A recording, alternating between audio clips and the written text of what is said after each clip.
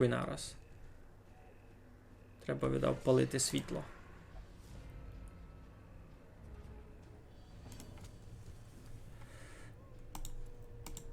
Оглушити. Добра стратегія. А, сі двоє засне на своїх містах, або мені гибинно. А може і не, ну а чому так слабо ударив?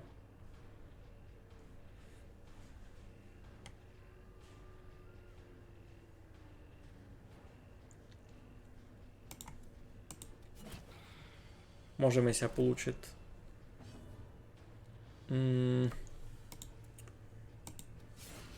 уб'ю його, ні. Ну добре. Нормально.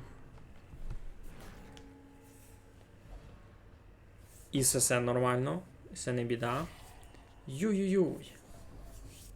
А й все було недобрі.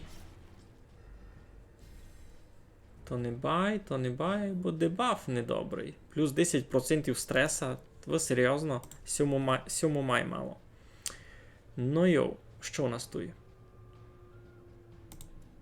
Сим добити. Всього. Порядок.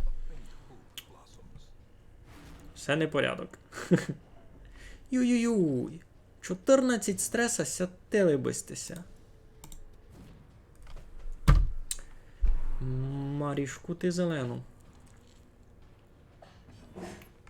А я його можу просто вбити. Там. Які дотги? Ну. І у цей момент ми видимо великий мінус цієї компоновки команди. Має ходити цей персонаж з першої позиції, а він з першої позиції годен лише усього стрілити трупа. Всіх двох він кинути не може, бо би учинити щось інше, він має стояти має ззаду. Так ото є. Так ото є. Мінус стресовик. Стався один, цього вже шиковно заберемо. Плюс шкоди проти людям. Дав здачу, гися каже, дав здачу.